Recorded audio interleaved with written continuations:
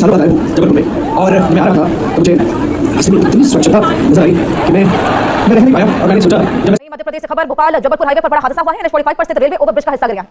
जांच में यह भी पाया गया है कि 80 मीटर लंबी सड़क बनाने के दौरान वाइब्रेटर का इस्तेमाल तक नहीं किया गया। समय से ये क्षतिग्रस्त चल रहा था, केवल एक हिस्से से ही आगमन चल रहा था। अब ये दूसरा आगमन का हिस्सा भी है जो कि भर-भरा कर नीचे गिर गया है। जावेद अली साहब, जिस जबलपुर और जिस ग्लोबल में आप गाना गाने आए थे ना, उस जबलपुर में मैं 4 साल से रह रहा हूं और इस ग्लोबल कॉलेज में मैं 4 साल से पढ़ रहा हूं और मुझे ग्लोबल और जबलपुर दोनों के हाल बहुत अच्छे से पता है। जावेद अली साहब, मैं 4 साल से इसी ग्लोबल कॉलेज लगातार या तो कभी अपनी साइकिल से जाता हूं या फिर कभी गाड़ी से, लेकिन मैंने आज तक भी इतनी सफाई नहीं देखी, यहां तक कि इसकी आधी सफाई भी नहीं देखी जितनी आपने बताई। जावेद अली साहब, अगर साफ तौर पे कहूं तो यहाँ के जो हाईवे है ना, यहाँ पर सड़कें कम और लोगों द्वारा खाए गए गुटखे और पान के दाग ज्यादा दिखते हैं।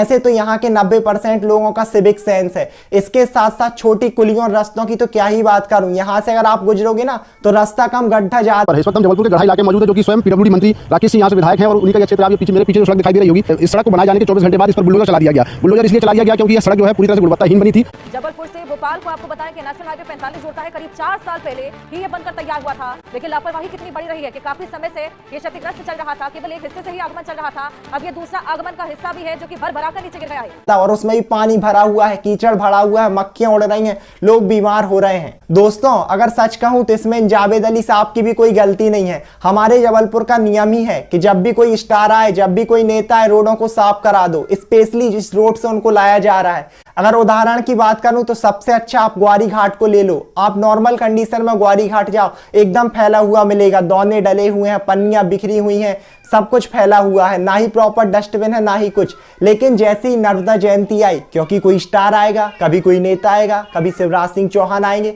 इनको दिखाने के लिए पूरा ग्वारी घाट साफ करा दिया जाता है, एकदम वहां पर पेंटिंग करा दी जाएंगी। दोस्तों, अब साफ तौर पर देखा जाए तो यहाँ पर दोनों की गलती है। पहली गलती यहाँ के लोगों की, यानी कि हमारी खुद, कि हम खुद हर जगह कचरा फैला देते हैं। मतलब डस्टबिन भी रखी है तो डस्टबिन में कचरा नहीं डालना। जबलपुर वालों, वो क्या है कचरा, और वो कहाँ पड़ा है? मां नर्मदा के घाट पे। और जबलपुर वालों, ये क्या है कचरा, और यहाँ पे कहाँ फेंक दिया? डस्टबिन में। Civic sense.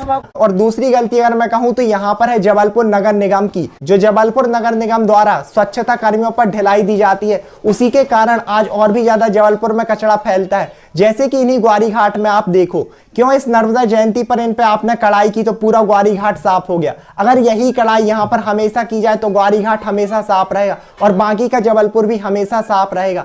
दोस्तों, जबलपुर नगर निगम को और जबलपुर की गवर्नमेंट को लगातार स्वच्छता कर्मियों को ग्वारी घाट पे और बाकी सारी जगह तैनात करना चाहिए, ताकि वो लोगों पर ध्यान रखें, और अगर कोई वहां पर कचरा फैलाए तो उस पर सख्त रूप से जुर्माना लगाना चाहिए, ताकि लोग कचरा फैलाने से साफ साफ डरें। दोस्तों, इसके साथ साथ खुद नगर निगम के हाल बहुत अच्छे नहीं है। नगर निगम के जो हाल हैं आप जानती हैं कि खुद नगर निगम के बाहर जो डस्टबिन भरी रहती हैं, उनको प्रॉपर रूप से खाली कराया ही नहीं जाता। मतलब वो इतनी भर जाती है कि अब लोग सोचते हैं यार उस डस्टबिन में क्या कचरा डालना, उसमें डालोगे बाहर आ जाएगा, इससे अच्छा बाहर ही फेंको। कार्यालय के अंदर ही गंदगी इतनी सारी आप देख पा रहे होंगे, ये ठेला भरा हुआ, ये गंदगी, और यहाँ लिखा है चलो सफाई की आदत डालें, कचरा को कूड़ेदान में डालो, यहीं नगर निगम। दोस्तों, इसके साथ साथ ये जो कचरा है ये साफ तौर पर ग्राउंड में फेंक दिया जाता है, उसका प्रॉपर मैनेजमेंट नहीं किया जाता। अगर सबसे अच्छा एग्जांपल आपको देखना है तो आधार ताल, बड़े साईं मंदिर, खरे मैरिज गार्डन के पीछे आप देखने एक बहुत ही बड़ा ग्राउंड था। 4 साल पहले एक ग्राउंड पूरी तरीके से खाली था, सिर्फ थोड़ा बहुत कचरा यहाँ रहता था,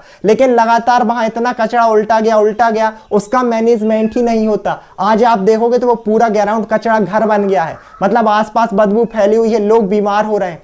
तो दोस्तों, हम साफ तौर पर देखें तो यहाँ पर हमारे देश के जबलपुर के नागरिकों को, साथ ही साथ जो नगर निगम है, जो गवर्नमेंट है, हम दोनों को एक साथ जिम्मेदार होना पड़ेगा, और इसी तरीके से जबलपुर असल में स्वच्छता में देश में नंबर 1 आएगा। तो दोस्तों, आज हम सभी प्रण लेते हैं कि हम जिम्मेदार बनेंगे और जबलपुर को स्वच्छता में नंबर 1 पर लाएंगे। दोस्तों, अगर आप भी जबलपुर को स्वच्छ बनाने में मेरे साथ हैं तो कमेंट में नर्मदे हर जरूर लिखिएगा। मिलते हैं फिर किसी एक नए वीडियो के साथ, जब तक के लिए सभी को जय भोलेनाथ, जय हिंद, जय भारत।